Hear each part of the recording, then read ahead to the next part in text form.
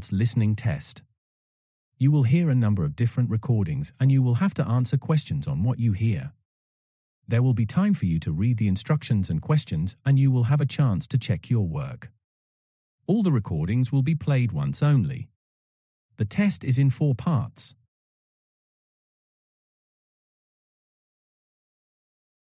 Now turn to Part 1.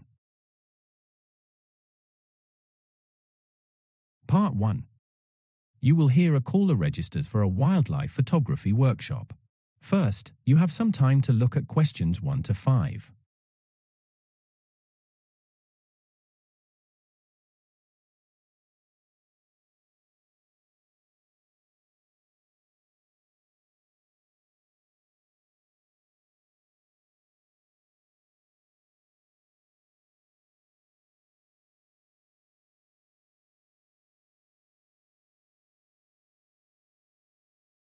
Now listen carefully and answer questions 1 to 5.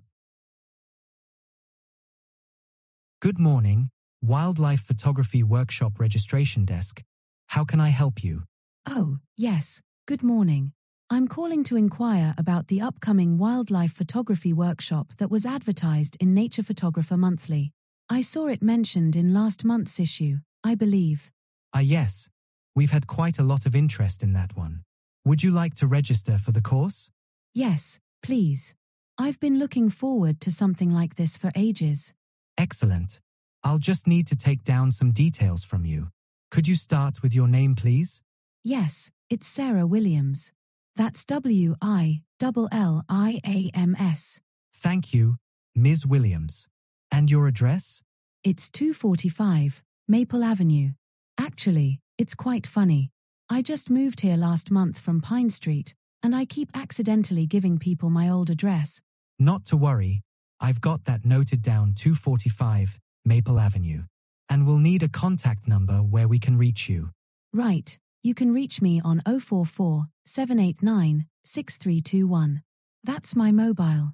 I also have a landline, but I rarely use it these days. Perfect. Now, regarding equipment, what camera will you be bringing with you? I'll be bringing my Canon EOS R5. I actually have 2 cameras, but I think the R5 will be better suited for wildlife shots than my older model. That's an excellent choice for wildlife photography. And could you tell me about your photography experience? Well, I've been doing photography seriously for about 4 years now. Started as a hobby really, but it's become quite a passion. I mainly do landscape photography though, which is why I'm keen to learn more about wildlife photography specifically. Before you hear the rest of the conversation, you have some time to look at questions 6 to 10.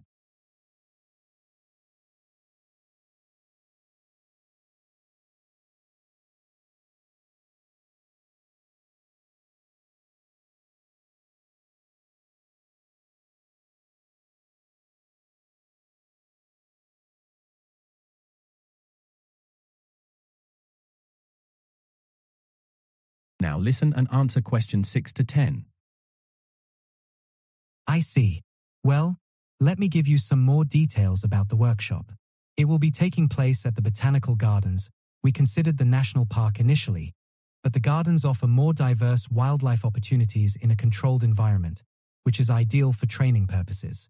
It's a 5-day intensive course, and we're keeping the group small, just 8 participants, to ensure everyone gets plenty of one-on-one time with the instructor. You might be interested to know that our instructor, David Chen, has won several international wildlife photography awards. Oh, that's wonderful. And what about accommodation? I live quite far from the gardens. The fee actually includes both accommodation and meals at the nearby Mountain View Resort. We've found it's better to have everyone staying in the same location. It allows for evening sessions and early morning shoots. Speaking of equipment, please make sure to bring your own laptop with editing software installed. We'll be doing post-processing sessions in the evenings. Some participants last time weren't prepared for that aspect of the course. That is the end of Part 1. You now have 1 minute to check your answers to Part 1.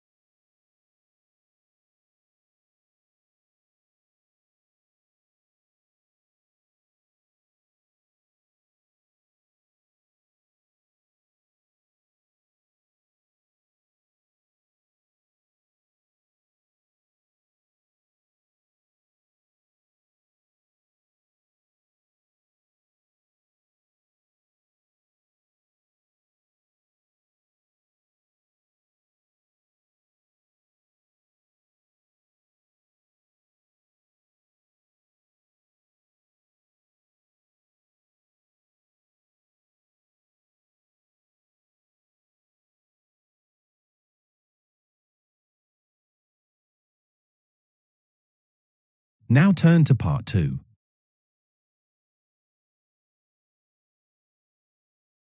Part 2. You will hear a presentation about the Greenway project.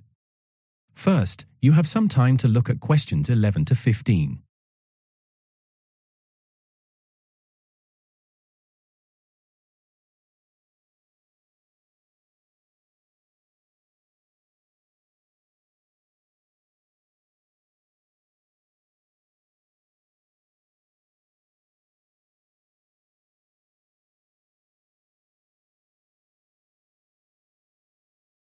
Now listen carefully and answer questions 11 to 15.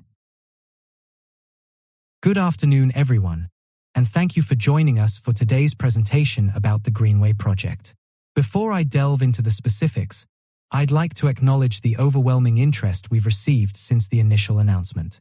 It's truly heartening to see such community engagement. Now, this ambitious initiative, which has been in the planning stages for nearly 2 years, primarily aims to reduce traffic congestion in urban areas. You see, our city, like many others, has experienced exponential growth in the past decade, and our traditional infrastructure is, quite frankly, struggling to cope with the increased population density. Our solution? We're creating alternative transportation routes, but not just any routes. We're planning to construct 45 kilometers of cycling paths throughout the city. These won't be your typical bike lanes painted on the side of the road. No, we're developing dedicated pathways, completely separated from vehicular traffic, with their own bridges and underpasses at key intersections. The main funding, as some of you might already know, comes from the Regional Development Fund. We were fortunate to secure this funding after demonstrating how our project aligns with the fund's sustainable urban development goals. I should mention that we also received supplementary funding from various environmental organizations, though the Regional Development Fund remains our primary financial backbone. Construction will begin in the spring. We chose this timing carefully to minimize weather-related delays. However, I must be transparent about the challenges we expect to face with existing infrastructure. Our city's underground utility network is complex and, in some areas, quite dated, which will require careful navigation during the construction phase. Before you hear the rest of the presentation, you have some time to look at questions 16 to 20.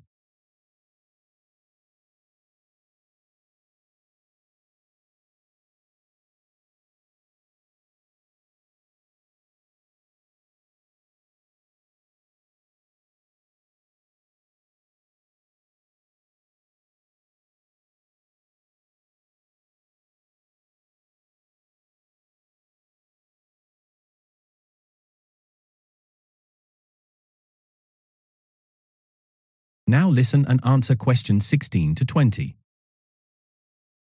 Let me outline our project timeline in detail. Phase 1 involves preliminary surveying. This is crucial groundwork that will take 3 months. We'll be using advanced GPS mapping technology and conducting detailed soil analyses to ensure we're building on stable ground. This will be followed by road modifications, which will last 6 months, longer than initially planned, but necessary given the complexity of some intersections. The third phase is landscaping work, scheduled for 4 months. This isn't just about aesthetics. We're incorporating green infrastructure elements like rain gardens and bioswales to manage stormwater runoff. After that comes the safety installations, taking 2 months, during which we'll be installing LED lighting, emergency call points, and traffic control systems at crossing points. The final phase is inspection, requiring 1 month. This might seem lengthy for an inspection phase, but we're committed to ensuring every aspect meets our stringent safety and quality standards before opening to the public.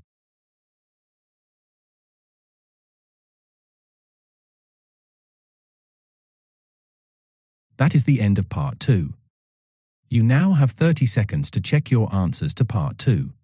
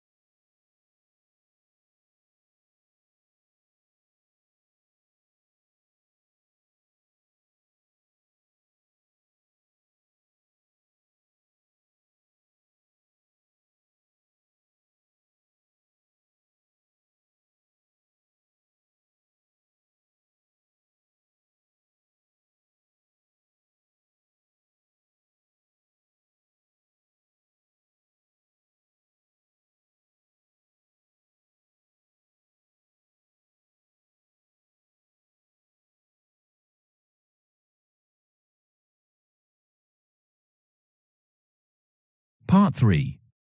You will hear a discussion between Professor Chen and Sarah. First, you have some time to look at questions 21 to 25.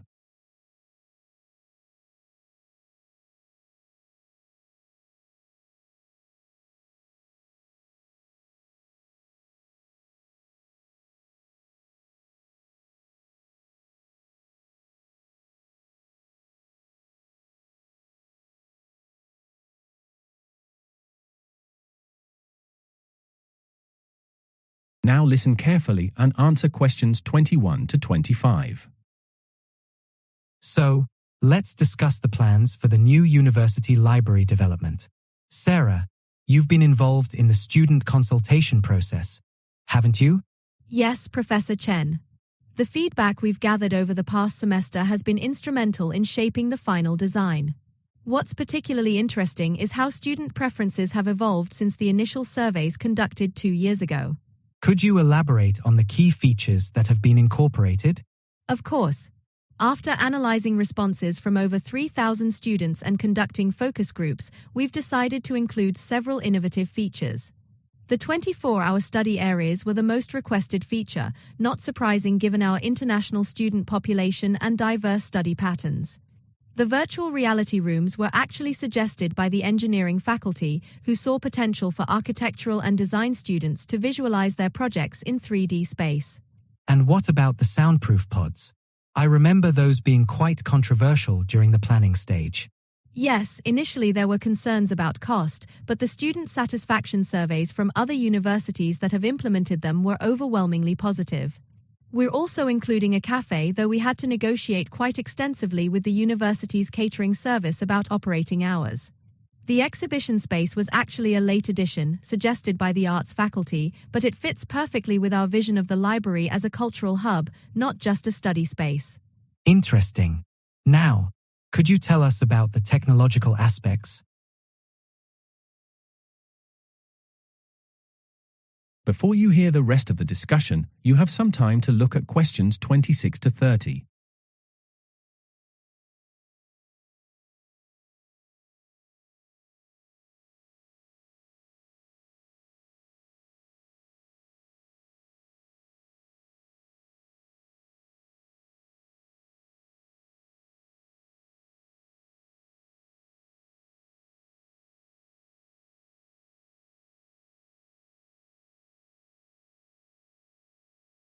Now listen and answer questions 26 to 30.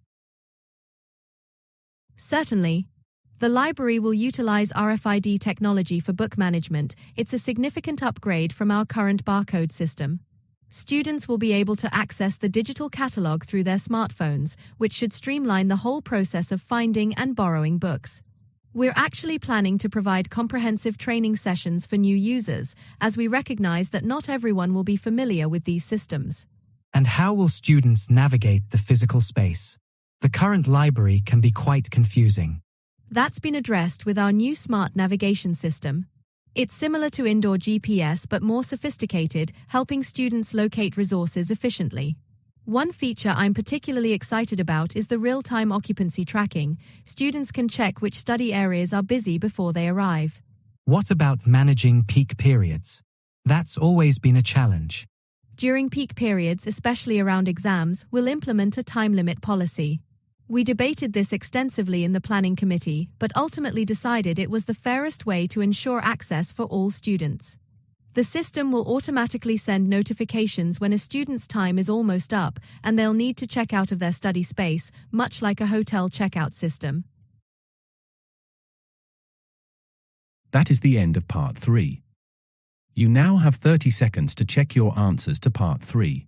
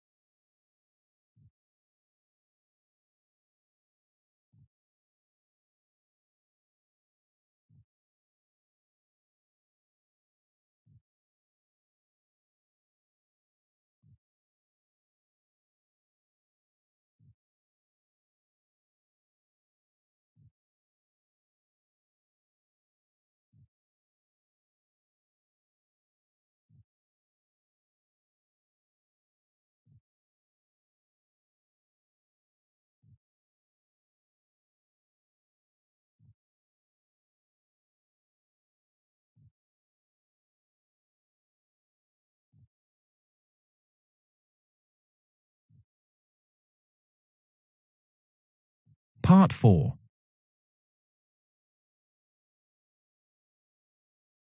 You will hear a lecture about deep-sea hydrothermal vents. First, you have some time to look at questions 31 to 35.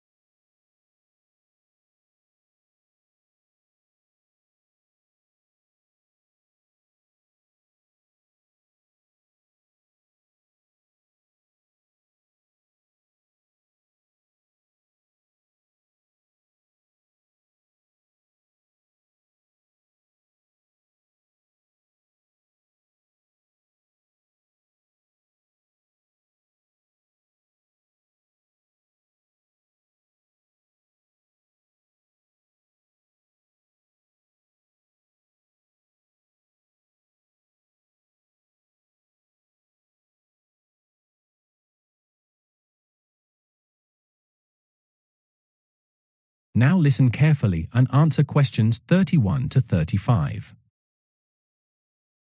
Today's lecture focuses on one of the most fascinating discoveries in marine biology, deep-sea hydrothermal vents. These remarkable formations were first discovered in 1977 during an expedition to the Galapagos Rift. I should note that their existence had been theoretically predicted several years earlier by marine geologists studying seafloor spreading processes. What makes these vents particularly extraordinary is their extreme temperature range. While the surrounding deep ocean water typically hovers around 2 degrees Celsius, the water emerging from these vents can reach a staggering 400 degrees Celsius. That's hot enough to melt lead. You might wonder how liquid water can exist at such temperatures, but it's the immense pressure at these depths that prevents the water from vaporizing. The most revolutionary aspect of these ecosystems is how the organisms there survive. Unlike most life on Earth, which depends either directly or indirectly on photosynthesis, these creatures survive through chemosynthesis. This process, which was previously unknown in nature, involves bacteria oxidizing hydrogen sulfide from the vents to produce organic compounds.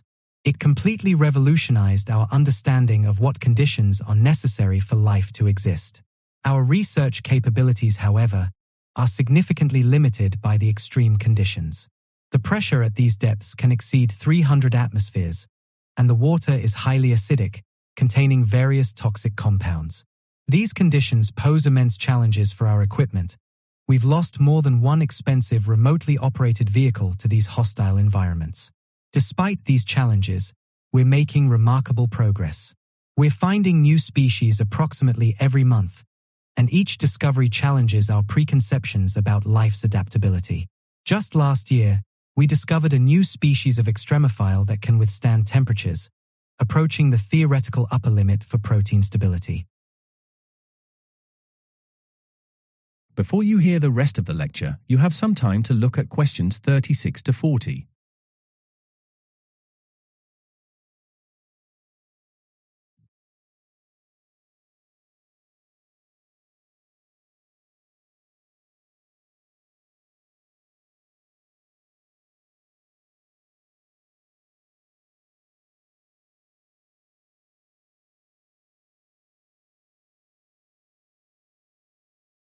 Now listen and answer questions 36 to 40. Recent studies indicate that vent populations are actually increasing globally, though we're still trying to understand why. Some researchers suggest it might be related to increased tectonic activity, while others propose it could be linked to changes in deep ocean currents. The main challenge in verifying these hypotheses remains the technical limitations of our equipment. We simply can't monitor these sites as continuously as we'd like. The bacteria communities found near these vents are particularly unique. Rather than using sunlight as an energy source, They harness chemical energy from the vent fluids. This process is so efficient that some scientists believe similar systems might exist on other worlds, particularly on icy moons like Europa or Enceladus, where we've detected evidence of hydrothermal activity. Our research over the past decade suggests these ecosystems operate independently of surface conditions. They're essentially self-contained systems, powered by geothermal energy rather than sunlight.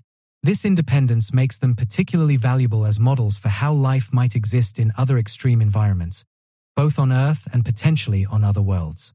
Looking ahead, future studies will likely focus on biological adaptations. We're particularly interested in understanding how these organisms maintain protein stability at such high temperatures, and how their cell membranes remain functional under such extreme pressure. These adaptations could have profound implications for biotechnology and medicine. Imagine developing drugs that remain stable at high temperatures, or creating new industrial processes that work under extreme conditions. What's perhaps most exciting is that we've probably only scratched the surface of what these environments can teach us. Every expedition brings new discoveries, and each one seems to expand our understanding of life's possibilities. That is the end of part 4. You now have 1 minute to check your answers to part 4.